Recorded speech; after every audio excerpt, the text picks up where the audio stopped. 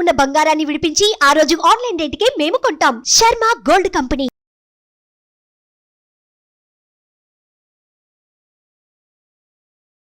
నమస్తే, welcome to Suman TV. నేను మీ యామ్ని.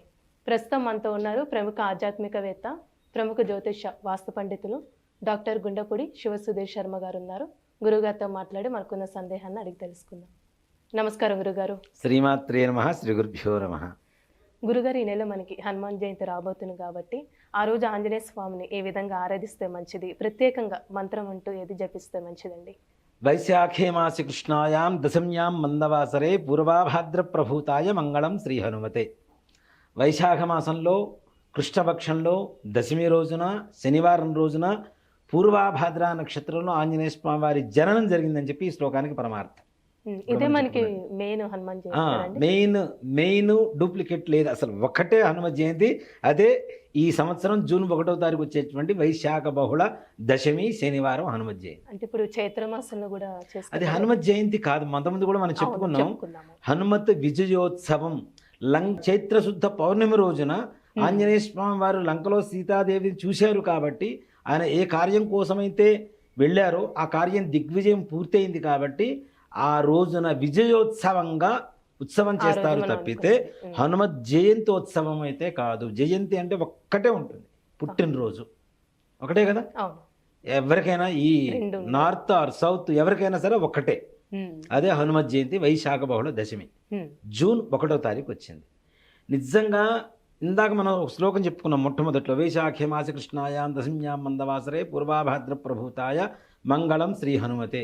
ఈ శ్లోకంలో వైశాఖ మాసం కృష్ణపక్షం దశమి శనివారం పూర్వాభాద్ర నక్షత్రం, జూన్ 1వ తారీఖు వైశాఖ మాసం బహుళపక్షం దశమి తిథి పూర్వాభాద్ర నక్షత్రం శనివారం. ఆయన పుట్టినప్పుడు ఏ లక్షణాలైతే ఉన్నాయో ఆ తిథికి, ఆ వారం, ఆ నక్షత్రం ఏవైతే ఉన్నాయో అవన్నీ కూడా ఈసారి వచ్చే జూన్ 1వ తారీఖు హనుమ జయంతిలో మొత్తం ఉన్నాయి. అదే శనివారం, అదే పూర్వాభాద్ర నక్షత్రం, అదే దశమి, అదే కృష్ణపక్షం, అదే వైశాఖ మాసం, అన్ని సంపూర్ణంగా ఒక్కటే రోజు కలిసి రావటం నా 42 సంవత్సరాల వయసులో మొట్టమొదటిసారి చూస్తున్నాను నేను. అలా అన్నీ కలిసి ఒక్కటే రోజు కలిసి రావటం అంటే చాలా చాలా విశేషమైనటువంటి రోజుగా చెప్పబడతాం. ఆంజనేయ స్వామి వారి జయంతోత్సవం. ఆంజనేయ స్వామి వారి నామస్మరణ చేస్తే చాలు అన్ని కష్టాలు తెలియపోతాయి మనకి. బుద్ధిర్బలమ్య సోధైర్యం నిర్భయత్వరోగత అజాడ్యం వాక్పడుత్పంచ హనుమత్ స్మరణాత్ భవేత్. ఆంజనేయ స్వామి వారి నామం చెబితే బుద్ధి, బలం, యశస్సు, ధైర్యం, భయం, నిర్భయత్వం, అరోగత, అనారోగ్యం, అజాడ్యం, వాక్పడుత్వం, ఏవైతే అనారోగ్యం పోయి ఆరోగ్యం రావటం, నిర్భయం పోయి అంటే భయం పోయి నిర్భయంగా ఉండగలగటం, బుద్ధి, బలము, యశస్సు, ధైర్యము, అలాగే వాక్పడుత్వం. ఎవరైనా మాట చెప్పినప్పుడు చూడండి, ఒక శాసనంలాగా తయారవుతూ ఉంటుంది మాట. తప్పనిసరిగా చేయవలసిందే, అది చిన్నవాడా పెద్దవాడా తెలియదు, కానీ తప్పనిసరిగా మాట మాత్రం శాసనం అవుతుంది. అలాంటివన్నీ కూడా ఆంజనేయ స్వామి వారి నామాన్ని స్మరిస్తే చాలా తప్పనిసరిగా ఆ యొక్క యోగం కలుగుతుంది. అలాగే ఆంజనేయ స్వామి వారి మంత్రశక్తి అంటే ఆయనలో ఉండేటువంటి శక్తి ఎలా ఉంటుంది అంటే, ఆయన నామస్మరణ చేసి ఏదైనా ప్రయాణం చేసినా చాలు తప్పనిసరిగా దిగ్విజయంగా పూర్తి చేసుకుని వస్తారట. హనుమాన్ అంజనాసూను వాయుపుత్రో మహాబల రామేష్ఠ ఫల్గుణ సఖ పింగాక్షో అమిత విక్రమ ఉదితిక్రమణశ్చైవ సీతాశోక వినాశక లక్ష్మణ ప్రాణదాత దశగ్రీవశ్య దర్ప.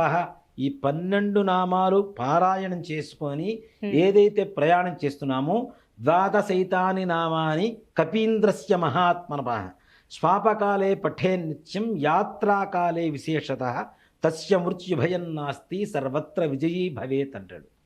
12 నామాలు మనసులో తలుచుకొని ఏ ప్రయాణానికైతే వెళ్తున్నావో ఆ ప్రయాణం వెళ్తున్నటువంటి కార్యం దిగ్విజయంగా పూర్తవుతుంది. ఇక్కడ వాహన ప్రమాదాలు జరగవు. అలాగే తస్య మృత్యుభయం నాస్తి, మృత్యుభయం అనేది ఎక్కడా కూడా కలగదు అని చెప్తాడు ఆంజనేయ స్వామి వారి నామం వల్ల. అలాగే యత్ర యత్ర రఘునాథ కీర్తనం తత్ర తత్ర కృతమస్తకాంజనం భాష్పవారి పరిపూర్ణలోచనం మారుతిన్ నమత రాక్షసాంతకం. ఎక్కడైతే రామనామం వినపడుతుందో అక్కడ ఆంజనేయ స్వామి వారు ఎలా ఉంటారు?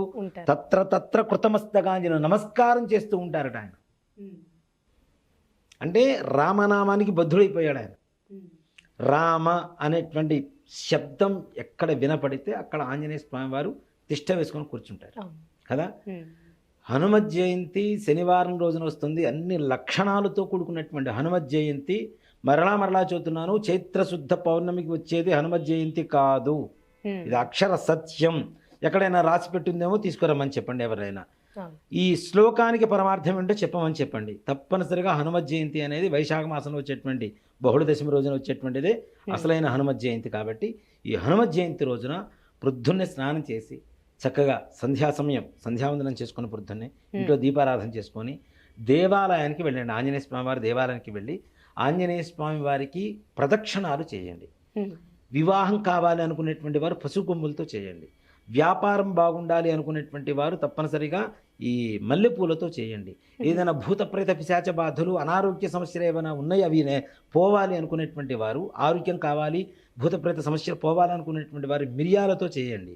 తప్పనిసరిగా మనోవాంఛ నెరవేరాలి, వ్యాపారం బాగుండాలి అనుకునేటువంటి వారు ఖర్జూర పండ్లతో ప్రదక్షిణాలు చేయండి. అంటే పట్టుకుని మన ప్రదక్షిణ 108 తీసుకుంటాం. 108 కౌంట్ చేసుకుని పక్కన పెట్టుకున్నాం. ఒకటి తీసుకోవడం, ఒక ప్రదక్షిణ చేసి రాసేసి వచ్చేసి పక్కన పెట్టేసుకోవడం, మరలా ఇంకోటి తీసుకోవడం, మళ్ళీ ప్రదక్షిణ చేసి వచ్చి పక్కన పెట్టుకోవడం. ఇలా కౌంట్ మీద మన దృష్టి ఉండదు. అప్పుడు భగవంతుడి మీద మాత్రమే మన దృష్టి ఉంటుంది. కాబట్టి తప్పనిసరిగా సంఖ్య మీద ఉండదు కదా. 108 ముందుగానే కౌంట్ చేసి పెట్టుకున్నాం కాబట్టి తీసుకుంటాం కాబట్టి ఆ సంఖ్య వాడి మీద దృష్టి కలగదు. చక్కగా భగవంతుడి మీద దృష్టి కలుగుతుంది. ప్రదక్షిణాలు చేయండి. ఈ ద్రవ్యాలతో చేయడం ద్వారా ఈ రకమైనటువంటి ఫలితాలు వస్తాయి.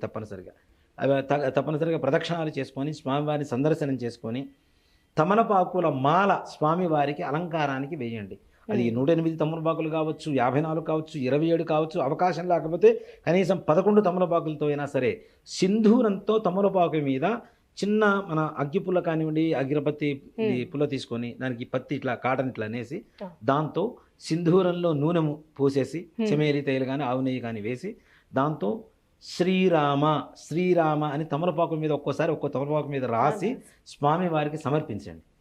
అవకాశం ఉంటే అప్పాలు, వడలు, వెన్నపూస, మినప సున్నుండలు, కొబ్బరికాయ, 5 అరటిపండు ఇవి నివేదన చేయండి. లేదు మేము గుడి దాకా వెళ్ళలేం, ఇంట్లో ఆంజనేయ స్వామి వారికి అష్టోత్తరంతో పూజ చేసుకోండి. లేదు హనుమతే నమః, ఓం హనుమతే నమః, ఓం ఆంజనేయాయ నమః అని చెప్పి నామాలు చెప్పుకుంటూ ఆంజనేయ స్వామి వారికి అవకాశం ఉంటే తమలపాకులతో, లేదంటే అక్షతలతో, సింధూరంతో కలిపిన అక్షతలతో స్వామివారికి పూజ చేయండి. సింధూరం తీసుకోండి. ఓ తమలపాకు ఓ చిన్న ప్లేటు పెట్టేసి సింధూరంతో మరలా 108 సార్లు పూజ చేయండి. ఈ వడలు, అప్పాలు, తర్వాత పానకం, వడపప్పు, మినప సున్నుండలు, అలాగే వెన్నపూస, 5 అరటిపండు, 1 కొబ్బరికాయ ఇవి నివేదన పెట్టండి. ఆంజనేయ స్వామి వారు వచ్చి కూర్చొని తినాల్సిందే తప్పనిసరి. గురుగారు మీరు అన్నారు ప్రదక్షిణాలు చేస్తూ ద్రవ్యాలు ఉపయోగించాలని, వాటిని ఏం చేయాలండి? సందేహం ఉంటుంది. అది చెప్తానమ్మా. ఖర్జూర పండు ప్రదక్షిణాలు మొత్తం అంటే మనం ఒకరోజు చేయటం కాకుండా 11 రోజులు, 21 రోజు, 27 రోజులు, 45 రోజులు ఇట్లా కూడా దీక్షతో చేసుకుంటూ ఉంటారు. ఇలా చేసినప్పుడు ఏం చేయాలంటే ఖర్జూర పండు అయితే సగానికి మొత్తం కోసేసి దాంట్లో పుట్నాలని చెప్పి వేయించిన శనగపప్పు ఉంటాయి కదా, శనగపప్పు, కొద్దిగా మిశ్రి, పడిగి బెల్లం మెత్తగా వేసేసి దాంట్లో వేసేసి అవి నివేదన పెట్టి ఎవరికైనా భక్తులకు పంచిపెట్టవచ్చు. అలాగే మిరియాలతో చేస్తే పానకంలో దంచి వేయవచ్చు. అలాగే మల్లెపూలు అయితే పుష్పాలు సాక్షాత్ స్వామివారి పాదాలు చెంతనే వేస్తాం. పసుపు కొమ్ములు ఉంటాయి కదా, ఈ పసుపు కొమ్ములు మాలగా కట్టేసి స్వామివారి మెడలో వేసేయవచ్చు. ఇవన్నీ కూడా స్వామివారికి సమర్పణ చేయవచ్చు. ఈ విధంగా ఆంజనేయ స్వామివారి అనుగ్రహం పరిపూర్ణంగా కలుగుతుంది. నిజంగా అస్సలు ఎవ్వరు మిస్ అవ్వకండి. జూన్ 1వ తారీఖు హనుమత్ జయంతి రోజున ఆంజనేయ స్వామి వారి దర్శనం చేసుకోండి, రామనామం చేయండి. ఆ రోజంతా కూడా హనుమాన్ చాలీసా పారాయణ, చక్కగా రామనామ పారాయణ, శ్రీరామ రామ రామేతి రమే రామే మనోరమే సహస్రనామ దత్తుల్యం రామనామవరాన్ అనేటువంటి శ్లోకం ఉంది. ఆ శ్లోకం చదివితే 1000 సార్లు విష్ణు సహస్రం అంటే విష్ణు సహస్రనామం మొత్తం కూడాను పూర్తి చేసినట్లుగా పుణ్యం వస్తుంది. కాబట్టి రామనామం చేయండి. ఆంజనేయ స్వామి వారి సంపూర్ణ నిజంగా మీరు భక్తితో పరిపూర్ణంగా ఆంజనేయ స్వామికి మనం పూజ చేస్తే సాక్షాత్తు రాత్రిపూట కలలో వచ్చి మన కోరిక తీరుస్తాడు అని చెప్పడంలో ఏ మాత్రం కూడా సంశయం లేదు. ఇంత ఘంటాపదంగా గట్టిగా చదువుతున్నారంటే అర్థం చేసుకోండి. ఆంజనేయ స్వామి వారి తత్వమే అది. ఇప్పుడు మనం నామాలు ఆయన పూజ చేసేటప్పుడు కూడా నామాలు చేసేటప్పుడు మనం మొదలు పెట్టేటప్పుడు చిన్నగా మొదలు పెడతాం. ఓం ఆంజనేయాయ నమః, మహావీరాయ నమః, హనుమతే. మనకు తెలియకుండానే వాయిస్ పెరిగిపోతూ ఉంటుంది. అంటే ఆ పిచ్చి కూడా పీక్ స్టేజ్లోకి వెళ్ళిపోతుంటుంది. అంటే ఆయన అంత సంపూర్ణమైనటువంటి బలాన్ని మనకిస్తూ ఉంటాడు. అవును. ఆయనకి ఎంత బలం ఉందో చిన్నపిల్లల దగ్గర నుంచి పెద్దవాళ్ళ వరకు కులమత భేద విచక్షణారహితంగా పూజించేటువంటి శక్తి ఆంజనేయ స్వామి అవునండి. కదా. ప్రతి ఒక్కరు చిన్నపిల్లలు చూడండి, జయ శ్రీరామ్ అంటే వాడు గట్టిగా అరుస్తాడు, ఇంకా మనకంటే జై శ్రీరామ్ చెప్పు అంటే గట్టిగా అరుస్తాడు. అంటే ఆ జై శ్రీరామ్ అని ఆంజనేయ స్వామి వారి ముందు అనడానికి ఎంత బలాన్ని ఆంజనేయ స్వామి వారు పిల్లలకు ఇస్తున్నారు చెప్పండి. అవునండి. అంటే భవిష్యత్ బ్రహ్మ, రాబోయే కాలానికి బ్రహ్మ కూడా ఆయనే. నవ వ్యాకరణాలని 9 రకాల వ్యాకరణాలు చదువుకున్నాడు ఆయన. అలా చదువుకున్న వాళ్ళు ముగ్గురే ఉన్నారు, రావణాసురుడు, ఆంజనేయ స్వామి, బ్రహ్మ. ఇక్కడ ముగ్గురే చదువుకున్నారు వ్యాకరణాలు. ఎంత వేద విజ్ఞానాన్ని కలిగినటువంటి నిధో, అలాగే ఎవరి దగ్గర ఎంతవరకు ఎలా మాట్లాడాలి, ఏం మాట్లాడాలి, ఎలా ప్రవర్తించాలి, ఈ వ్యవహార శైలిని మానవులకి నేర్పించేటువంటి శక్తి కూడా ఆంజనేయ స్వామి వారు. అందుకనే చూసారంటే కాల్చి వచ్చాడని చెబుతూ ఉంటాం.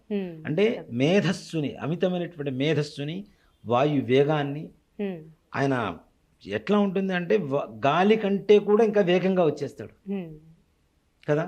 కాబట్టి అంత శక్తి ఉన్నటువంటి ఆంజనేయ స్వామి వారిని ఈ విధంగా పూజించండి. జూన్ 1 తారీఖు హనుమ జయంతి రోజున. మరలా మీకే కాదు, మీకు తెలిసినటువంటి వాళ్ళకు కూడా చెప్పండి. చైత్రశుద్ధ పౌర్ణమి హనుమ జయంతి కాదు, వైశాఖ బహుళ దశమే హనుమ జయంతి. జూన్ 1వ తారీఖు వచ్చింది, 2024వ సంవత్సరం శనివారం రోజున వచ్చింది. కాబట్టి ప్రతి ఒక్కరూ కూడా ఆంజనేయ స్వామి వారి సేవలో రామనామం స్మరిస్తూ తరించండి. ఆంజనేయ స్వామి వారి పరిపూర్ణమైనటువంటి అనుగ్రహ కృపా కటాక్ష వీక్షణలు పాత్రులై తరించండి. చాలా చక్కగా తెలియజేశారండి. ధన్యవాదాలు. శ్రీమాత్రే నమః. శ్రీ గురుభ్యో నమః. సుమన్ టీవీలో మీ పర్సనల్ అండ్ బిజినెస్ ప్రమోషన్స్ కోసం కింది నెంబర్కి కాంటాక్ట్ చేయండి.